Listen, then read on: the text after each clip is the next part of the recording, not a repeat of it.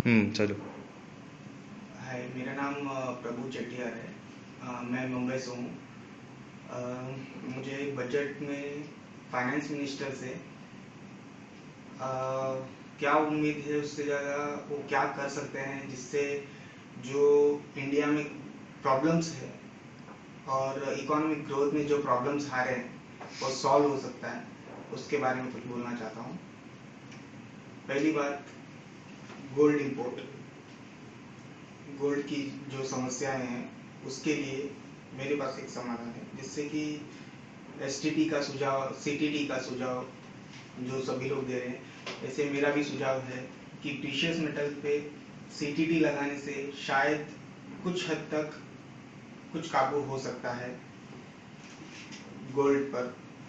और कुछ campaigns like, जैसे कि कभी कभी एड्स का कैंपेन्स किया जाता है कि एड्स की बीमारी कम करने के लिए, वैसे ही इंडिया में गोल्ड बाय करने के लिए, ये भी एक बीमारी, गोल्ड बाय करना भी एक बीमारी है, उस बीमारी कम करने के लिए कैंपेन्स ऑर्गेनाइज किया जाए, जिससे कि लोगों को मालूम पड़े कि गोल्ड बाय करने से इंडिया के वित्तीय घाटा बढ़ने का बढ़ जाता है, उसके बारे में उनको मालूम पड़े, लोगों को मालूम पड़े। बहुत से लोग होते हैं जिनको इसके बारे में जानकारी नहीं होती है, उनको ये जानकारी मिले कि गोल्ड बाय करने से क्या होता है।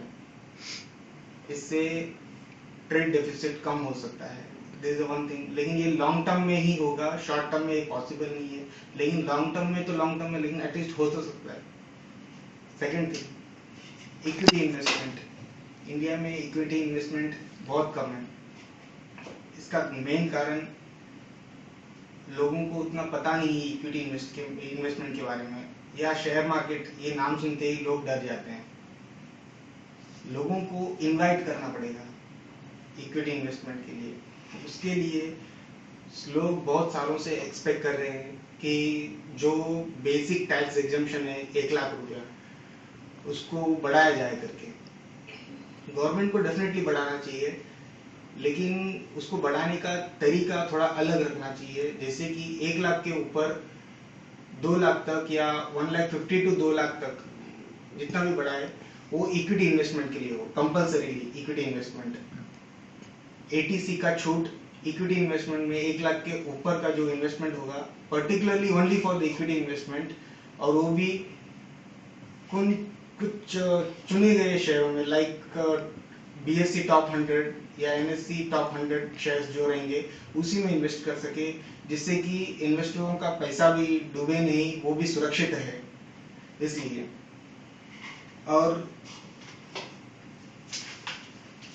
नेक्स्ट थिंग, सभी कंपनियों को, जो कंपनी प्रॉफिट मेकिंग कंपनी है, उनको कंपल्सरीली 25 to 50% उनका जो प्रॉफिट आफ्टर टैक्स फिगर है, उसका 25 to 50% अमाउंट जो है, वो as a dividend equity share holders को मिले।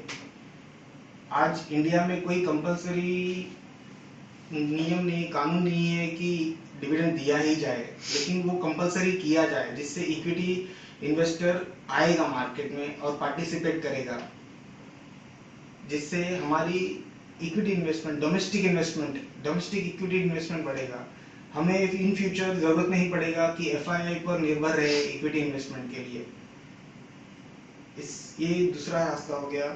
और तीसरी बात, जो डिविडेंड डिस्ट्रीब्यूशन टैक्स जो कि कंपनियों पर होता है 15%, उसको कम कर दिया जाए, जिससे कि कंपनियों का मुनाफा बढ़ जाएगा।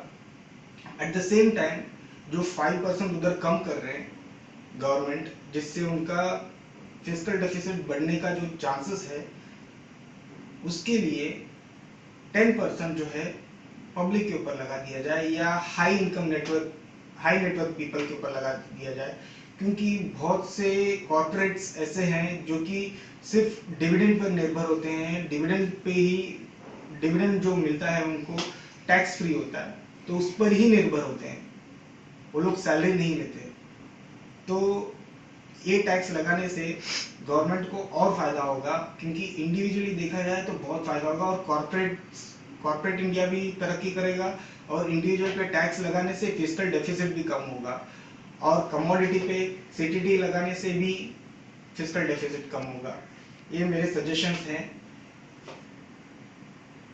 और फाइनेंस मिनिस्टर से यही रिक्वेस्ट करूंगा कि भारत की तरक्की के लिए टैक्स ब्रैकेट बढ़ाया जाए, मतलब टैक्स जिन डाइवर्सिफाई किया जाए, ज़्यादा लोगों को कवर किया जाए इंस्टेड ऑफ कि टैक्स रेट बढ़ा दिया जाए। टैक्स रेट बढ़ाने से ज़्यादा इंडिया की आबादी बहुत ज़्यादा है, तो ज़्यादा लोगों को टैक्स के ब्रैकेट में लाया जाए और जो लोग इतने दिनों से टैक्स नहीं पे कर रहे हैं, किराने स्टोर वाले बहुत से लोग ऐसे हैं कि जो टैक्स पे नहीं करते, कमाते ज़्यादा हैं लेकिन टैक्स पे नहीं करते, ऐसे लोगों को टैक्स ब्रैकेट में लाया जाए इंस्टेड ऑफ कि टैक्स रेट बढ़ाया जाए। इसके लिए सही स्टेप्स लिया जाए, मैं ये रिक्वेस्ट करूंगा।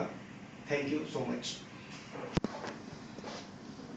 थैंक यू बोलेगा, सो मच बोलना नहीं था।